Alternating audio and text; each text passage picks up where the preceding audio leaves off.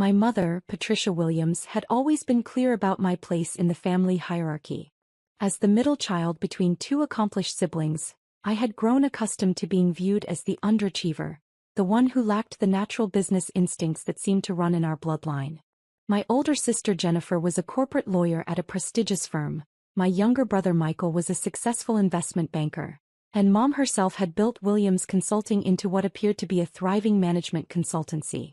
Meanwhile, I worked as a data analyst for a mid-sized research firm, lived in a modest apartment, and drove a reliable but unremarkable sedan. To anyone observing our family dynamics, the contrast was obvious. I was the cautious, risk-averse child who had settled for stability over ambition.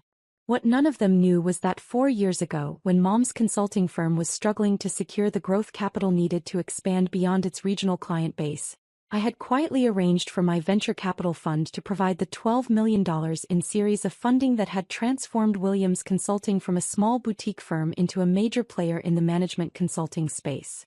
Not as her son, but through a carefully structured investment vehicle that kept my identity completely hidden from all parties involved. Mom believed she had impressed a group of sophisticated institutional investors with her business plan and growth projections. In reality, she had been pitching to representatives managing my capital. The decision to fund her hadn't been sentimental. Williams Consulting had genuine potential. Mom possessed real expertise in organizational development and change management. Her client retention rates were exceptional, and the market for strategic consulting services was expanding rapidly. The business fundamentals were solid, even if Mom's tendency to micromanage and take credit for her team's insights created some operational challenges.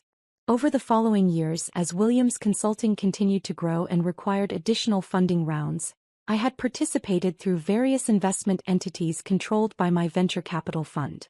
Series B brought another $18 million. Bridge financing added $8 million more. By the current valuation, I controlled approximately 67% of Williams Consulting through a network of investment vehicles, while Mom owned roughly 22% of the company she had founded. The irony wasn't lost on me. Every family gathering where Mom explained the complexities of running a successful consulting firm, she was essentially describing my investment back to me. Every time she criticized my lack of entrepreneurial vision, or inability to think strategically, she was talking to the person whose capital had made her success possible. This particular family dinner was taking place at Mom's house in the upscale suburb where she had moved after Williams Consulting's rapid expansion. The house itself, a sprawling colonial with marble countertops and a 3-car garage, had been purchased with proceeds from the company's growth, which had been funded by my investment. "I've been reviewing our Q3 performance numbers," Mom announced as we sat down to dinner. "Williams Consulting exceeded revenue projections by 18%, and we're on track for our best year ever." "That's incredible, Mom," Jennifer said. "You've really built something special." "It's all about understanding market dynamics and having the strategic vision to capitalize on opportunities," Mom continued. "Most people in the consulting space are reactive rather than proactive. They wait for clients to come to them instead of identifying emerging needs and developing solutions." My brother Michael nodded approvingly. "The client list in your last newsletter was impressive. Fortune 500 companies don't typically work with boutique firms unless they're truly exceptional." I continued eating my salad quietly as I typically did during these business discussions. There was no point in mentioning that the Fortune 500 client relationships had largely resulted from strategic partnerships arranged through my investment fund's network, or that the emerging needs Mom had identified were actually market research insights provided by consultants I had hired through one of my portfolio companies. "The key," Mom said, gesturing with her wine glass, "is understanding that consulting isn't just about giving advice. It's about becoming a trusted strategic partner who can guide organizations through complex transformations." "You've always had great instincts for that kind of work," Jennifer added. "Even when we were kids, you could see solutions that other people missed." "Exactly," Mom agreed. "Business intuition isn't something you can learn from textbooks. You either have the natural ability to read markets and anticipate client needs, or you don't." I nodded politely and took another bite of my dinner. Mom's business intuition was indeed impressive. though it had been significantly enhanced by the comprehensive market analysis reports and strategic planning documents provided by my investment funds advisory team. The solutions she was famous for developing often originated from detailed research conducted by specialists I had retained specifically to support Williams Consulting's growth. Speaking of natural ability, Mom continued, turning her attention to me, I keep telling people that success in business requires a specific type of mindset. You have to be comfortable with uncertainty, willing to take calculated risks, and able to think several moves ahead. Mom's right, Michael said. Investment banking has taught me that the most successful people are always thinking about long-term strategy while managing immediate challenges. That's exactly the kind of thinking that separates true entrepreneurs from people who just work for other people, Mom said with a meaningful glance in my direction. Some people are content with stable, predictable careers, but real business success requires vision and courage. The family nodded in agreement. This was familiar territory. Mom using her consulting firm's success as a platform to deliver lessons about entrepreneurship and strategic thinking, with the implicit message that I represented everything an ambitious person should avoid becoming. The consulting industry is particularly demanding, Mom continued, because you're constantly dealing with executives who are under enormous pressure to deliver results. If you don't have credibility and expertise, they'll see right through you. How do you maintain that credibility when you're working with such high-level clients? Jennifer asked. Mom leaned back in her chair, clearly enjoying the opportunity to explain her professional philosophy. It's about demonstrating value immediately. When Williams Consulting walks into a boardroom, we don't just present analysis. We present actionable solutions that executives can implement right away. That must require incredible preparation, Michael said. It does. Every client engagement involves weeks of research, data analysis, and strategic planning before we even have our first meeting. That's why Williams Consulting commands premium fees. We're not just consultants, we're strategic partners. I listened with interest as Mom described the extensive preparation process. She was right about the research and analysis being crucial, though she seemed to have forgotten that most of it was conducted by the specialized research team I had funded through one of my investment vehicles.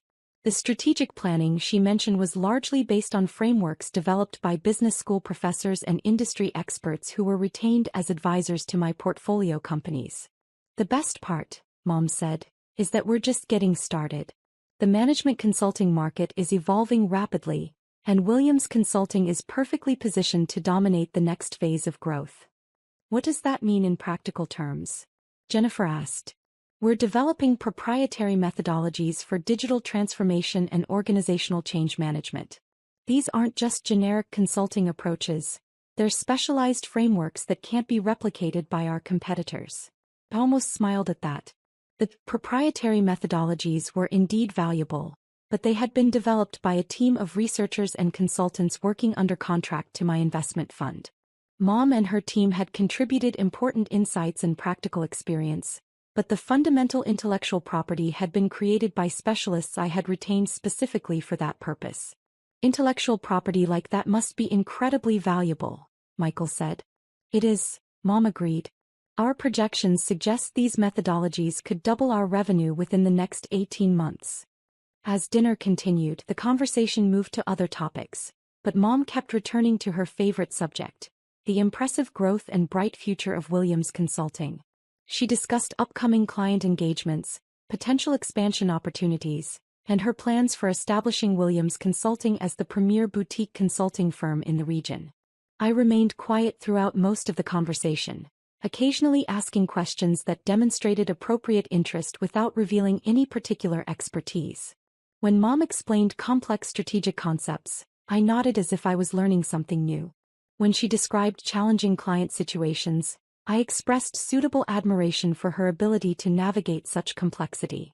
By the time we reached dessert, Mom had worked herself into a particularly philosophical mood about business success and personal achievement. You know what separates successful entrepreneurs from everyone else? She asked the table. It's not just intelligence or education. It's having the vision to see opportunities that other people miss. That takes real insight, Jennifer said. It does, Mom agreed. When I started Williams Consulting 8 years ago, Plenty of people told me the consulting market was oversaturated or that I didn't have enough experience to compete with established firms. But I believed in my vision and I was willing to stake everything on it.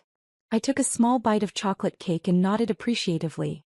Mom's version of history was always interesting to hear.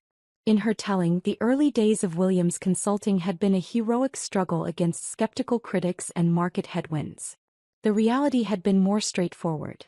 She had presented a competent business plan to my investment team, who had quickly recognized its potential and provided the funding needed for rapid expansion.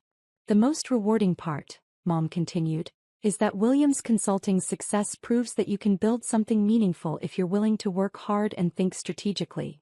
What advice would you give to someone who wants to start their own business? Michael asked. Mom considered the question carefully. First, you need to have genuine expertise in whatever field you're entering. Second, you need to understand your market better than your competitors do. And third, you need the courage to make decisions when you don't have complete information. Those sound like the qualities that made Williams Consulting successful, Jennifer said. Exactly. But here's the thing, not everyone has those qualities. Some people are naturally risk-averse or lack the strategic thinking required for entrepreneurship. There's nothing wrong with that, but it's important to be honest about your own capabilities. Mom's gaze drifted meaningfully in my direction. Take someone who works in data analysis, for example.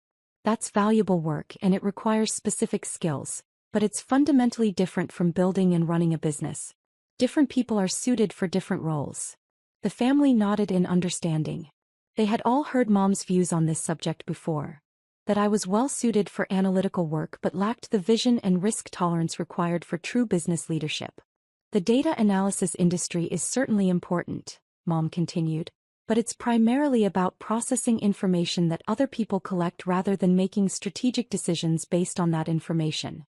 That's a good distinction, Michael said. There's definitely a difference between analyzing data and using data to make business decisions. Right, Mom agreed.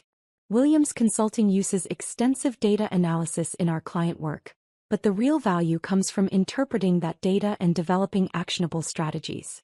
That's where business sense and strategic thinking become crucial. I nodded thoughtfully as if I was genuinely learning something about the distinction between analysis and strategy. In reality, I was the one who had funded the development of Williams Consulting's analytical capabilities and strategic frameworks. The data processing systems Mom relied on had been designed and implemented by specialists working under contract to my investment fund. I've been thinking, Mom said, shifting her focus more directly to me. Maybe it's time you considered expanding your skill set. Data analysis is a good foundation, but you're 31 now. At some point you might want to think about developing more business-oriented capabilities. What do you mean? I asked. Well, you could consider an MBA program or maybe some professional development courses in strategic planning or project management. Williams Consulting actually offers some training programs that might be relevant. The family seemed pleased with this suggestion. Mom was offering to help her son develop more marketable skills and potentially advance beyond his current analytical role. The training programs are designed for mid-level managers who want to develop strategic thinking capabilities, Mom explained. They're not cheap, but they could be a good investment in your future. That's generous of you to offer, I said. Obviously, you'd need to demonstrate real commitment and show that you're serious about developing business skills. I can't just hand you opportunities because you're my son. But if you're willing to put in the work, there could be pathways for professional growth. The family was clearly encouraged by this development. Mom was extending a lifeline to her son who had settled for a stable but unremarkable career, offering him the chance to learn from her entrepreneurial success. The business development field is particularly interesting right now, Mom continued. Companies are investing heavily in strategic planning and organizational transformation. If you could develop expertise in those areas, there would definitely be career opportunities available. I appreciate the suggestion, I said. Just remember, Mom added, transitioning from pure analysis to strategic consulting requires a completely different mindset. You can't just process data. You have to synthesize information, identify patterns, and develop recommendations that executives can act on. As the evening wound down, family members began clearing dishes and preparing to leave. Mom lingered in the kitchen with Jennifer and Michael, continuing to discuss Williams Consulting's growth prospects and strategic initiatives. "I'm really proud of what you've built," Jennifer was saying. "Starting a consulting firm from scratch and growing it to this level is incredibly impressive." "Thank you," Mom replied. "It's been challenging but also incredibly rewarding. There's something special about building something that creates value for other people." "The client testimonials on your website are amazing," Michael added. "These are serious executives saying Williams Consulting transformed their organizations." "That's what makes the work meaningful," Mom said. "We're not just providing advice, we're helping companies become more effective and successful." I finished drying the last plate and hung up the dish towel. "I should probably head home," I said. "Early day tomorrow." "Of course," Mom said. "Think about what we discussed tonight. The training program offer is genuine. I really think it could help you develop some valuable business skills." "I'll definitely consider it," I replied. "Don't just consider it," Mom said firmly. "You lack business sense completely. That's why you'll never amount to anything unless you make some serious changes. The analytical mindset is fine for support roles, but real success requires strategic thinking and leadership capabilities." The family nodded in agreement. They had all witnessed Mom's transformation from a small-town consultant to the founder of a thriving firm, and they understood that she was offering to share her expertise with a family member who clearly needed guidance. "You're right," I said simply. As I drove home that night, I reflected on the conversation. Mom had been particularly condescending this time, more explicit than usual about my professional limitations and more insistent on her own superior business acumen. The family had been more supportive of her perspective than typical, nodding along as she explained why my career represented everything she had risen above. It was time for that dynamic to change. Friday morning, I called my venture capital fund from my home office. "Good morning, this is regarding Williams Consulting," I said when my managing partner answered. "I need to initiate an immediate capital withdrawal." "Of course," she replied. "What's the timeline you're looking at?" "I want all funding pulled from Williams Consulting within 72 hours, I said. "Complete liquidation of our position." "That's quite aggressive," she said carefully. "Is there a specific issue with the company's performance?" I thought about Mom's performance over the past 2 years. While Williams Consulting had continued to grow, there had been some concerning developments. She had begun making strategic decisions without consulting the board, had hired several family friends for key positions despite better qualified candidates being available, and had recently started using company resources for personal expenses. More fundamentally, her attitude toward the team and stakeholders had become increasingly problematic. She consistently took credit for strategic insights developed by others, dismissed the contributions of junior staff members, and had begun treating Williams Consulting as her personal kingdom rather than a professionally managed company with fiduciary responsibilities to investors. "Focus on governance concerns and strategic decision-making authority," I said. "Also document the pattern of taking personal credit for team accomplishments and external advisory contributions." "Understood. I'll prepare the withdrawal documentation and notify the company's CFO that we're exercising our liquidation rights. One more thing," I added. "Make sure the notification includes a detailed explanation of why we're withdrawing our investment. I want Williams Consulting's management to understand exactly what behaviors triggered this decision." The withdrawal process began immediately.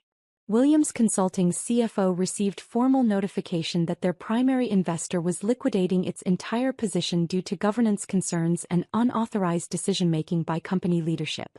The legal documentation specified that the withdrawal would be completed within 72 hours as outlined in the original investment agreement. Mom's world began collapsing Friday afternoon. "What do you mean the investors are pulling out?" I could hear Mom's voice through the phone when she called that evening. "This doesn't make any sense. Williams Consulting just had its best quarter ever." "I don't really understand the details," I said. "What exactly did they tell you?" "Something about governance violations and unauthorized strategic decisions.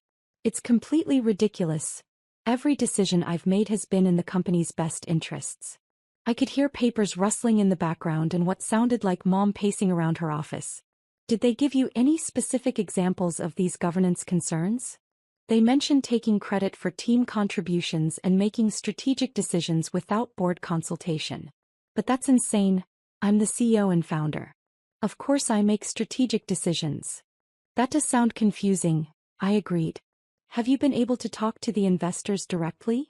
That's the problem, Mom said, her voice rising with frustration. These people hide behind investment vehicles and corporate entities. I've never even met most of them face to face. Mom spent the next 30 minutes explaining how the investor withdrawal would devastate Williams Consulting's operations. Without the venture capital funding, the company couldn't meet its payroll obligations, maintain its office leases, or continue the research and development projects that were essential to its competitive advantage. The worst part, Mom said, is that I have no idea who these investors actually are or why they're doing this. The withdrawal notice came from some corporate law firm representing anonymous investment entities. That must make it very difficult to resolve the situation, I said. Exactly. How am I supposed to address their concerns when I don't even know who they are or what specifically triggered this decision? By Saturday morning, the implications of the investor withdrawal had become clear. Williams Consulting had 72 hours to find alternative funding or begin shutting down operations. Mom spent the weekend frantically calling potential investors, but no one was willing to provide bridge financing on such short notice. The company's CFO resigned Saturday afternoon, followed by the head of business development on Sunday morning. Several key clients received word of the funding crisis and began discussing contract cancellations with their legal teams. Mom called me Sunday evening, sounding completely defeated. My lawyer says the investors had the legal right to withdraw their funding, she said. Apparently, the original agreements included liquidation clauses that I didn't fully understand. I'm sorry to hear that, I said. Williams Consulting is going to have to file for bankruptcy, Mom continued. 8 years of work and it's all disappearing because of some anonymous investors who decided they didn't like my management style. That's devastating, I said. The thing is, I still don't understand what I did wrong. The company was profitable, growing rapidly, and had excellent client relationships. How does that justify destroying everything I built? Mom's voice carried genuine bewilderment and pain. Despite her flaws, she had worked incredibly hard to build Williams Consulting, and losing the company was a devastating personal and professional blow. What are you going to do now? I asked. I don't know, Mom replied. My lawyer is reviewing whether we have grounds for a lawsuit against the investors, but the withdrawal appears to be completely legal. Over the following days, news of Williams Consulting's collapse spread throughout our family network. The response was shock and confusion. No one could understand how Mom's successful consulting firm had suddenly lost its funding and been forced into bankruptcy. Jennifer called me 3 days after the investor withdrawal. Have you talked to Mom recently? She asked. She seems completely devastated about Williams Consulting. I heard there were some investor conflicts, I said. These situations can be very complicated. She keeps saying the investors betrayed her, but I don't understand why they would destroy a profitable company. I explained that venture capital relationships could become strained when there were disagreements about strategic direction or governance issues. Investors provide funding in exchange for control, I said. When they lose confidence in management, they have the legal right to withdraw their support. But Mom built that company from nothing, Jennifer said. How can they just take it away from her? Founder equity gets diluted during funding rounds, I replied. By the time a company receives significant venture capital, the original founder often owns a relatively small percentage. Jennifer seemed troubled by this information. So Mom never really controlled her own company? She controlled the day-to-day operations, but not the major strategic and financial decisions. That's pretty standard in venture-funded companies.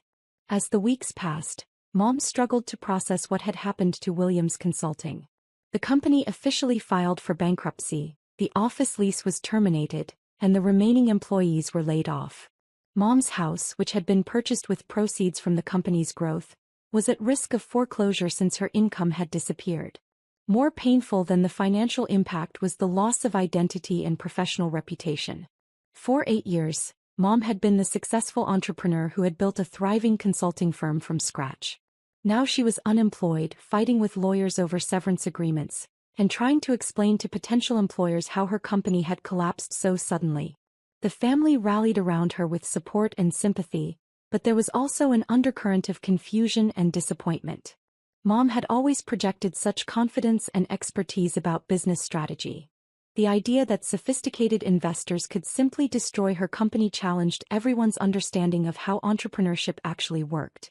I continued to monitor the consulting industry through my various investment activities.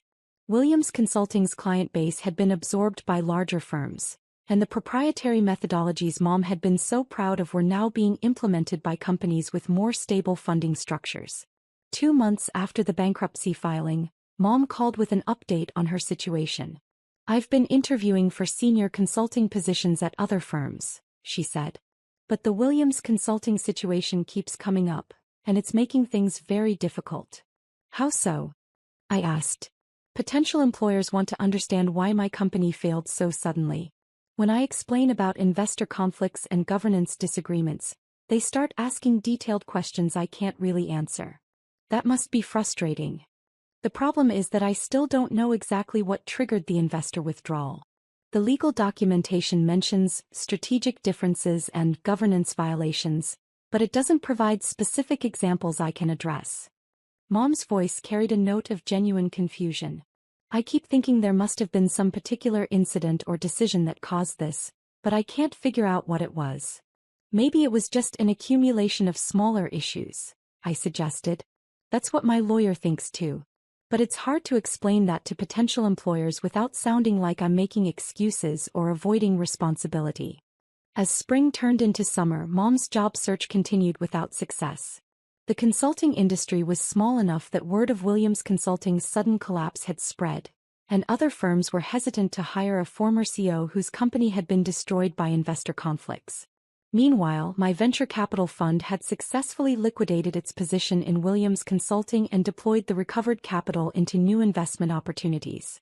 The financial returns had been substantial, though the personal cost to Mom had been higher than I had anticipated.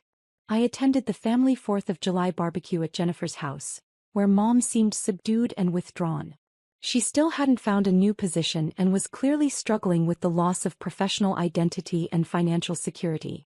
"Any progress on the job front?" Michael asked during dinner. "I'm talking to a few firms," Mom replied vaguely. "The market is pretty competitive right now, especially for senior-level positions."